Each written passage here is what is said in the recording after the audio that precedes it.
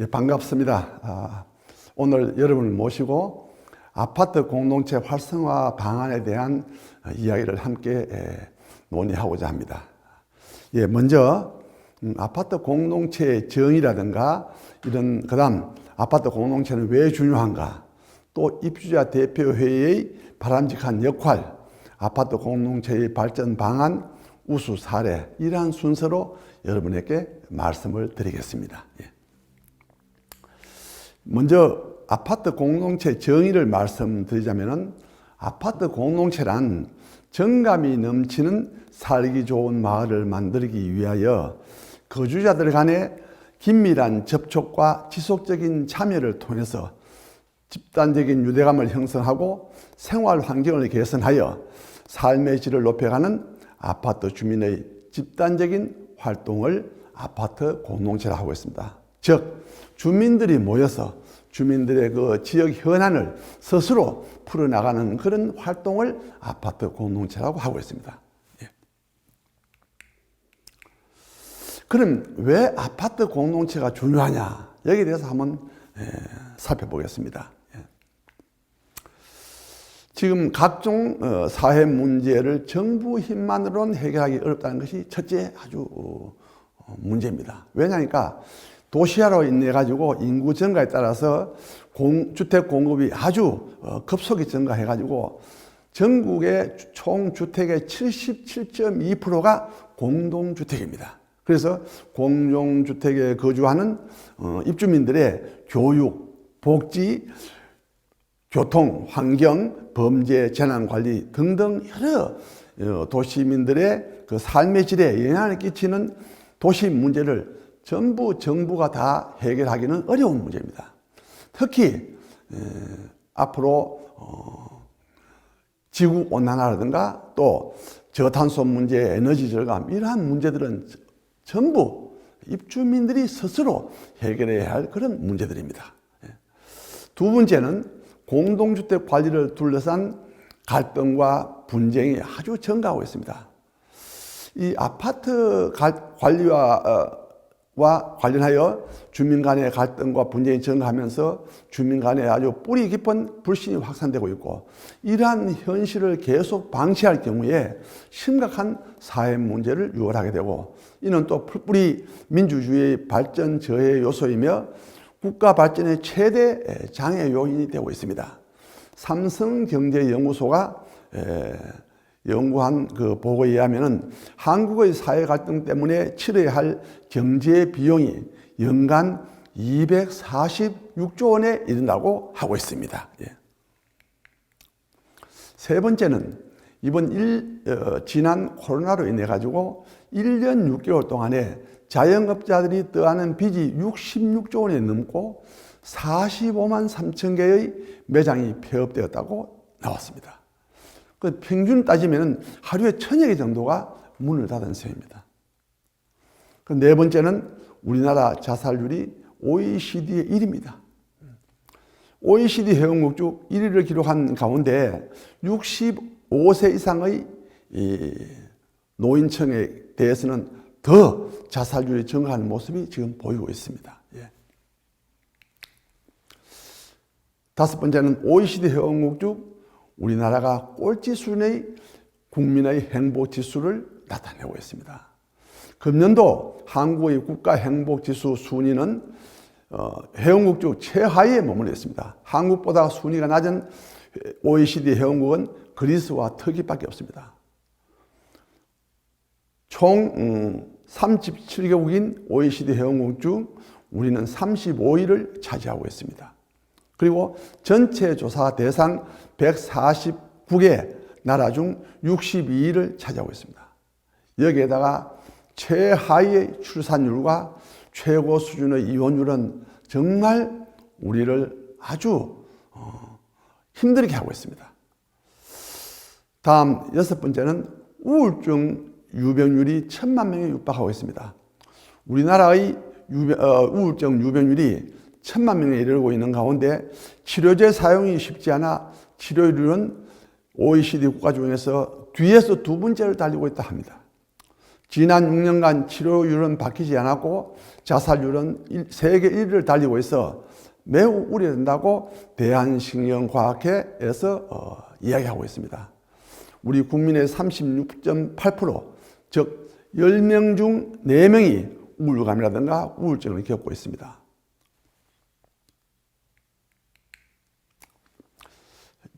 일곱째는 아파트 수명이 40년을 더 연장을 하면은 얻어지는 수익 금액만 1,307조 원에 이릅니다. 2002년도에 기준으로 전국 아파트 시가총액은 2,614조 2,300억 원인데 이것의 평균 수명이 27년입니다. 이제 입주민들이 힘을 합치고 또 유지관리를 열심히 잘해서 한 40년 이상 사용을 하게 되면 수익 금액만 1,307조 원이 발생하게 됩니다. 우리나라 금년도 2021년 예산 규모가 558조 원인데 국가 전체 예산의 2년 3개월치 예산에 해당되고 있습니다. 미화로는 1조 1,100억 달러인데 2020년에 무역 수지가 456억 달러입니다. 우리나라 기업이 24년 동안 해외에 나가서 수출해서 벌어오는 금액에 해당되고 있습니다. 이렇게 아주 막대한 돈이 이익을 창출할 수 있는 것이 바로 아파트 공동체에서 가능한 겁니다. 그러면은 입주자 대표회의의 바람직한 역할은 어떤 것인지 한번 살펴보겠습니다. 먼저 입주자 대표회의, 즉 동대표를 바라보는 입주민의 시각은 어떤가에 대해서 실질적으로 공동주택 관리에서 실질적인 권한을 갖고 있는 주민대표인 입주자 대표회의의 운영을 둘러싸고 동대표와 동대표 간, 또 동대표와 주민 간의 갈등과 분쟁이 계속되고 있습니다. 특히 공사나 물품 구매, 용역업체 선정을 둘러싸고 잡음은 그치지 않고 있습니다. 이런 상황이 계속되다 보니 많은 아파트 단지에서 입주자 대표, 즉 동대표를 바라는 입주민의 시각은 별로 좋지 않다고 보고 있습니다. 그리고 많은 언론 보도로 신뢰를 그간 잃었기 때문에 아파트 단지에서 명망이 있는 분이나 또는 각 분야의 분들이 참여를 꺼리고 있는 실정입니다. 그래서 이제는 이러한 병폐를 깨끗이 좀 바꾸고 존경받는 동대표로 바뀌어야 한다고 보고 있습니다. 그리고 입주자 대표회의의 신뢰 회복을 위한 몇 가지 개선책을 제안하고자 합니다. 첫째는 지금 떨어져 있는 입주자 대표의 위상을 좀 높이자는 겁니다. 입주자 대표회의 구성원의 격상을 높이지 않고는 여러 가지가 앞으로 일하기 어렵습니다.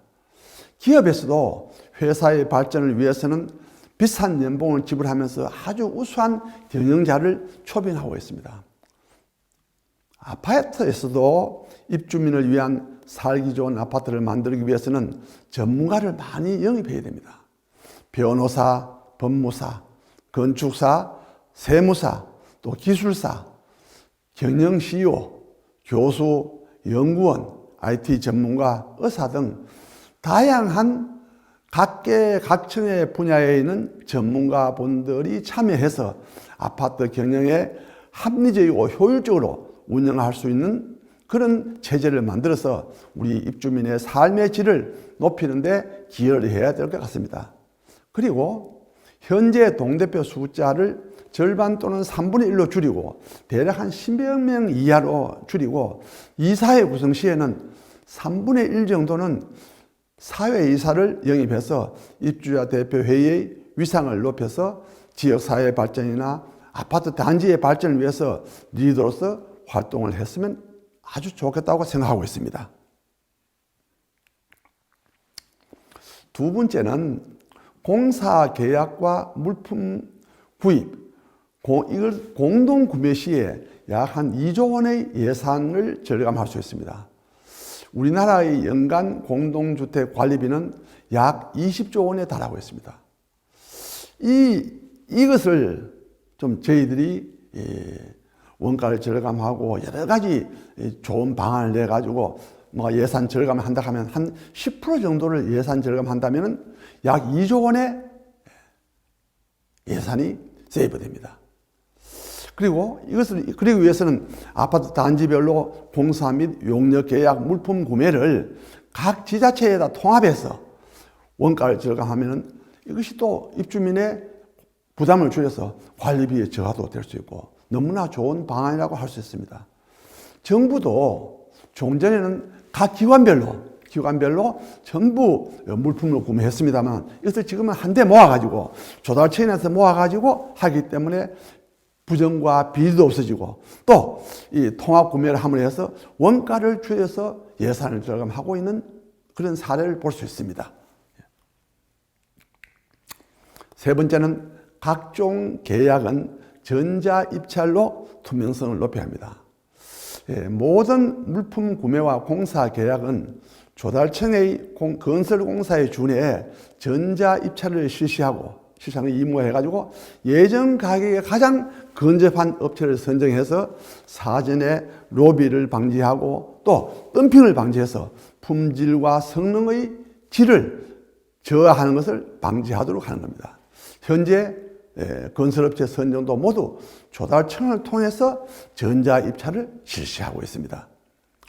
그 대부분 업체 선정과 관련해서 동대표 간 또는 주민 간의 갈등과 분쟁이 생기는데 이러한 전자입찰 실시로 인해 가지고 사전 로비를 차단해서 부정과 비리를 또 갈등을 예방한다면 이게 상당히 좋은 하나의 제도가 아니겠는가 이렇게 봅니다. 그리고 그렇게 될 경우에는 입주자 대표회의나 동대표는 순수하게 살기 좋은 아파트 만들기에만 전념해가지고 입주민의 신뢰를 받게 되고 또 삶의 질을 높이게 되니까 이것이 상당히 이렇게 함으로 해서 저는 동대표 임기 제한도 풀리리라고 보고 있습니다. 네 번째는 입주자 대표회의의 생중계 문제입니다. 입주자 대표회의 내용을 인터넷으로 생중계해서 아파트 관리의 투명성을 높이고 또 주민들의 관심을 유도해서 갈등과 분쟁을 줄이고 아파트 운영을 밀실에서 하지 않는다는 이런 거를 좀 입주민에게 심어주면 좋지 않겠는가 보고 있습니다. 그래서 이 모든 이 내용을 입주민들이 알 수 있게 공개하고 또 함을 해서 주민과의 공감대도 형성할 수 있다고 보고 있습니다. 현재 국회나 지방의회에서도 모두 생중계를 해서 시민이나 국민이 볼 수 있도록 하고 있습니다. 또 특히 제6국토교통부에서도 우수 아파트 선정 시에 그 심사 항목에 또 회의 내용에 생중계 항목이 들어가 있습니다. 다음 다섯 번째는 동대표의 자질을 높이기 위해서 학습을 열심히 해야 됩니다. 현재 이 동대표 중에는 공동주택 관리 규약조차 제대로 숙지하지 못하는 비전문가도 포함되고 있습니다. 사실 이런 분들은 무자격자들입니다. 어떻게 규정을 모르면서 주민들의 살림살이를 할 수 있다고 보겠습니까? 정말 창피한 일이죠. 모르는 것이 문제가 아니고 배우지 않는 것이 사실은 문제입니다. 그래서 아파트 경영을 합리적이고 효율적으로 운영하기 위해서는 그리고 또 주민의 삶의 질을 높이는 역할을 수행하기 위해서는 동대표들도 보고 듣고 배우는 있는 공부를 꾸준하게 실천해야 합니다. 그 사례로서 실례를 든다면 매월 전국의 우수 아파트를 찾아가서 보고 배우는 겁니다. 또 갈 때는 버스를 대절해서 가가지고 보고 배우면 얼마나 좋습니까? 그리고 또 강사분 초청해서 아파트 단지별로 강사를 분의 그 좋은 의견을 들으면은 이 배울 점이 너무 많죠. 또 이러한 교육 비용은 이때의 결의로서 충분히 되고 됩니다. 이런 거를 좀 신경을 써서 동대표분들의 자질도 높이고 또 더불어 입주민들의 의식도 높일 수 있는 그런 계기를 만들었으면 합니다. 여섯 번째는 이 주부 모임, 봉사 모임 그 조직을 육성해야 합니다. 개정된 주택법 시행령에 의해서 아파트 단지에서 발생하는 잡수입에 대해서 관리 주체가 관리하도록 관장하도록 개정이 되어 있습니다. 이제 그래 함으로써 분여회와 관련된 잡음은 없어지게 되었으나 분여회의 정상적인 활동까지도 위축이 되어서 지금까지 활동을 못하고 있습니다. 그래서 주부 모임, 봉사 모임을 아파트 공동체의 핵심적인 주체로 되도록 하기 위해서 입주자 대표에서 많은 배려를 해서 이분들을 끌어들여서 이분들을 아주 아파트 단지에서 봉사 활동을 할 수 있도록 해야 될 겁니다. 그리고 거기는 우수한 인력이라든가 자원봉사 하시는 분들이 많기 때문에 이 공동체의 큰 축이 되도록 해야 합니다. 예를 들면 이분들이 작은 도서관의 운영이나 각종 동아리 활동도 사실은 주부들이 나서 주어야만 가능한 겁니다. 그리고 또 동대표 교육 시에 주부 회원분도 같이 교육을 받으면 얼마나 좋습니까? 요거는 동별 대표자 및 임원의 그 책임에 대한 것을 간단히 좀 말씀을 드리겠습니다. 동별 대표자와 임원은 관계 규정과 입주자 대표회의의 의결사항을 준수하고 입주자를 위해서 맡은 그 업무를 성실히 수행할 의무를 지니고 있습니다. 또 임원은 그가 업무와 회의 결과에 따라서 수행하는 데 대해서 선량한 관리자로서의 주의 의무를 다하지 않아가지고 입주자들에게 손해를 끼친 경우에는 그 손해를 배상할 책임이 있습니다. 해임 또는 사임한다고 해서 면제되지 않는다고 되어 있습니다.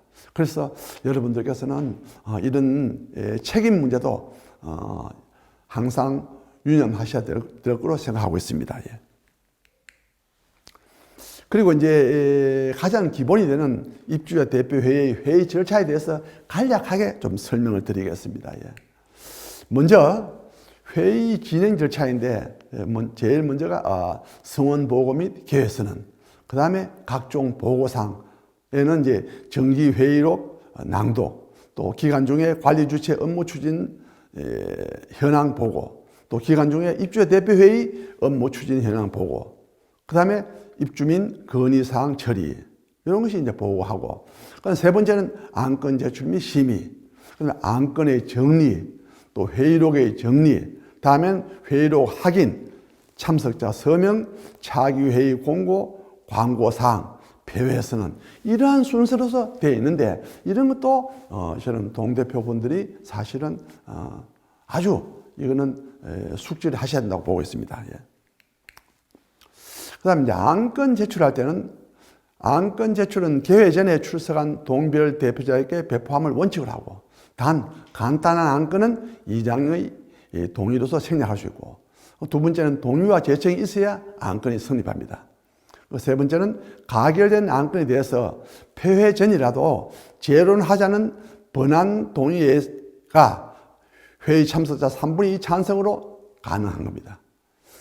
그리고 우선 심의는 의장은 다음 각 호에 해당하는 의견이 있을 때에는 다른 안에 우선하여 취고할 수 있다. 첫째는 의사진행 발언, 두 번째는 토론 종결, 세 번째는 의장 불신임, 네 번째는 회의 규칙에 대한 질문, 다섯째는 정회라든가 휴회, 폐회, 이럴 때 우선 심의가 가능합니다. 표결에 대해서는 표결서는 의장은 표결 전에 표결의 사안을 명백히 고지한 후에 표결을 실시하여야 하며, 표결 선언 후에는 누구도 안건에 대해서 발언할 수 없습니다. 표결의 순서는 의장은 표결 시에 수정 동의가 있을 때는 원안과 차이가 가장 많은 수정안부터 순차적으로 표결해야 합니다.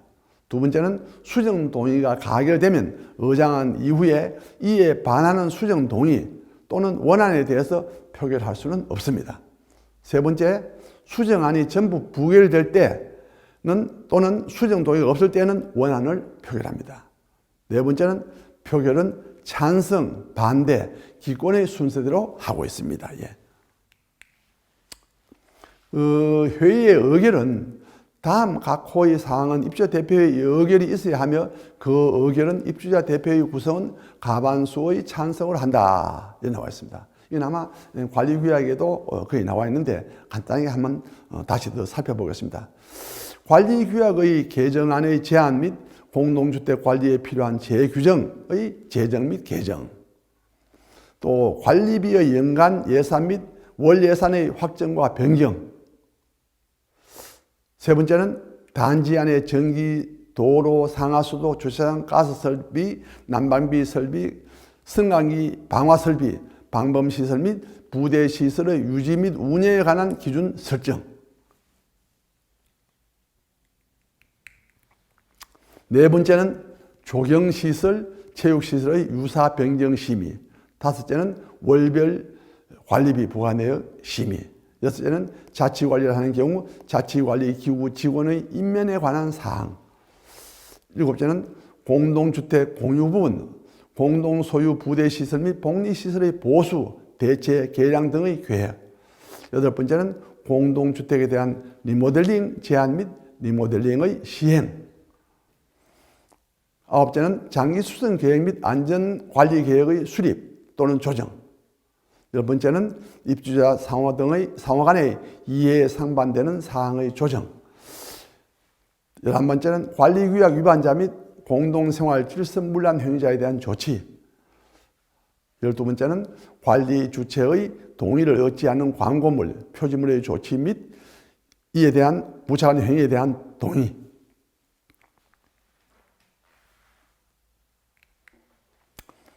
13번째는 입주자 등 10인 이상의 연명으로 제한하는 사항. 14번째는 단지 내 판매 사업 및 상시 출입자의 통제 승인. 15번째는 단지 내 상행위와 수익 사업 및 그 수익금 사용에 대한 승인. 단지 내 자생단체의 사업이 입주자 등의 권리에 제한하거나 의무를 부과할 경우에 그 사업에 대한 승인. 그 다음 17번째는 공동주택 관리와 관련이 있는 분여회 등 자생단체의 운영 기준을 정할 때 회의합니다. 예. 그 다음에 18번째는 장기 수선 충당금을 사용하는 공사 여부의 결정. 19번째는 수선 유지 계획 및 관계 법규에 의한 공사 또는 용역 계약 체결 시 입찰 공고, 업체 선정, 감리 및 준공선에 대한 결정을 하고 있습니다. 그 다음 20번째는 관리비 예치금의 정의에 관한 사항. 21번째는 주택법 시행령 67조 1항 1호의 규정에 의한 분쟁조정위원회의 추천. 22번째는 관리방법 결정 또는 변경에 대한 제한. 23번째는 입주자 대표의 임원의 해임 동의. 24번째는 유형자산의 구입 및 불용품의 처분 결정. 기타 공동주택 관리에 관한 의사결정. 이러한 것이 입주자 대표에서 결의하도록 되어 있습니다. 예.